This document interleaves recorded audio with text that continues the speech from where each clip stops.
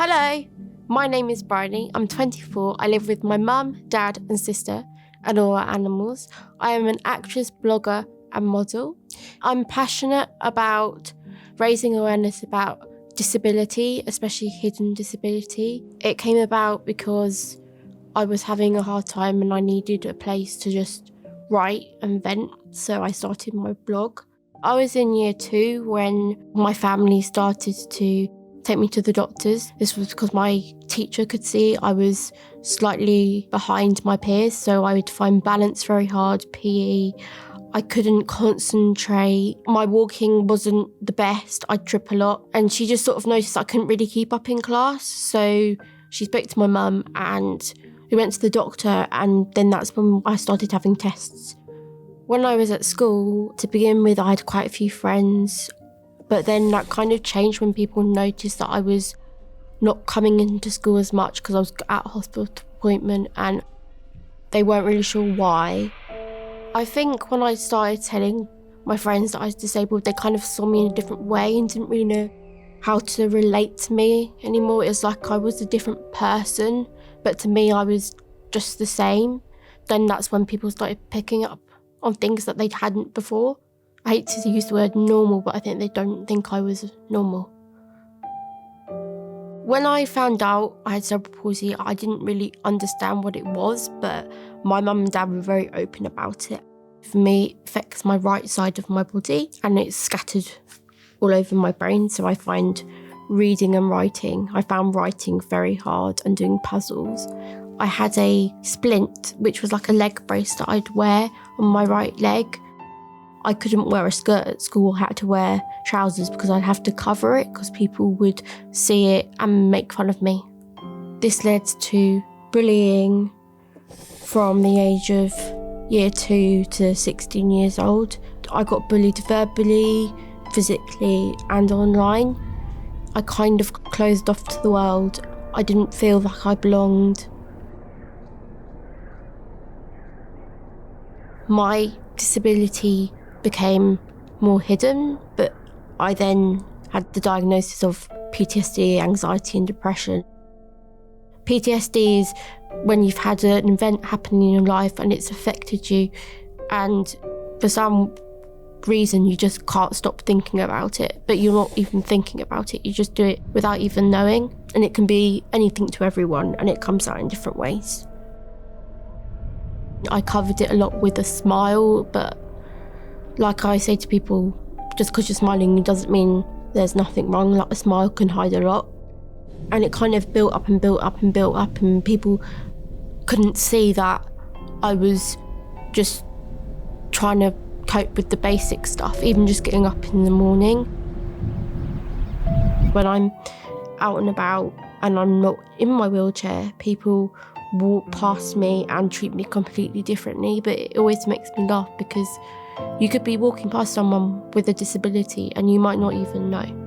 When you see me walking, it might look simple, but inside my head everything's rushing and I get confused and tired.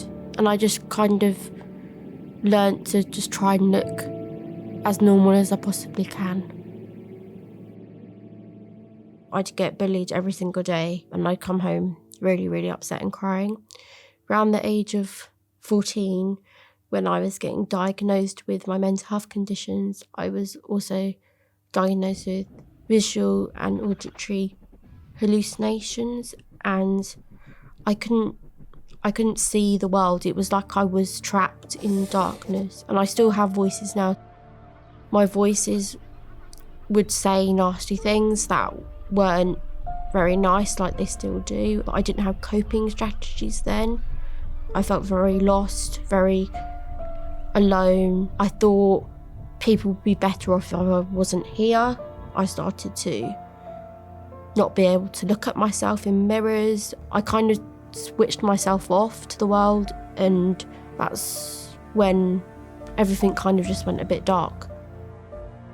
Everything got a bit confusing in my head, and I couldn't escape my own mind. I couldn't tell what was real, what wasn't real. I felt very alone. I tried to take my own life.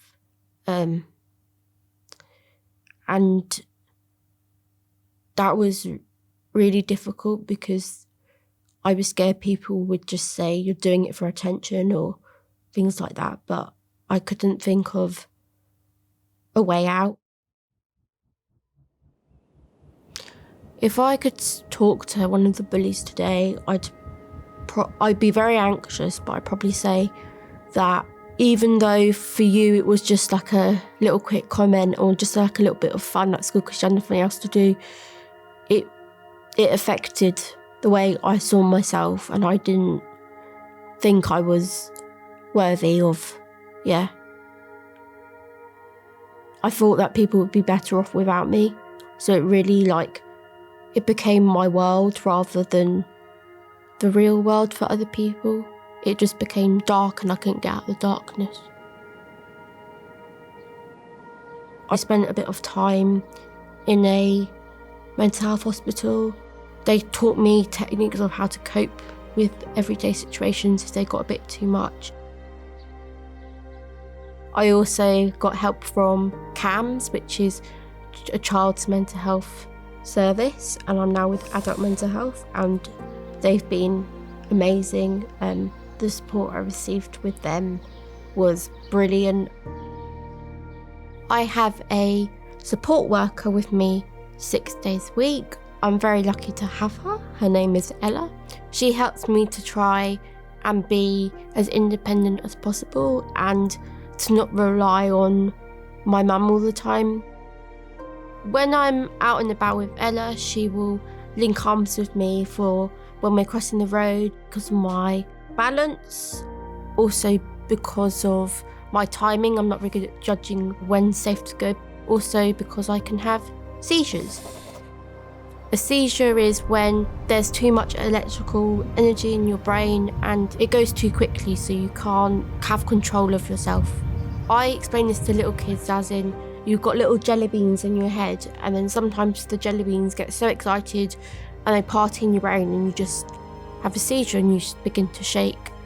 My seizures can be brought on by stress, anxiety, the unknown. Maybe if I'm overthinking, or even when I get really excited, they can happen for all different types of reasons. I have a blue badge, and this will help me with car parking so I don't have to walk as far to a shop. I also have a sunflower lanyard, which is a blue or green lanyard with sunflowers on it. This is what I wear when I'm out and about. This lanyard explains to other people that I have additional needs and I might be slower or I might need more help, or just to be a bit more patient with me and things like that. Just making people aware that you might just need a little bit extra help. Like with all my hidden disabilities, I like to find new things to do to help me express myself, and photography is one of them. I really like taking pictures of nature and wildlife, and it helped me to be in the moment and just appreciate small little things in the here and now. Another one of my passions is acting. When I have an audition or a job, I will mark up my script in a particular way. This is because of my dyslexia, and sometimes it feels like the words on the page can be jumbled. They can sometimes look like they're spinning or blurred, but because of the strategies I use, I always feel a sense of achievement afterwards because I always get there in the end. Despite my conditions and my disabilities, I want to try and be as positive as I can. I believe that my disability is part of me, but it doesn't define me.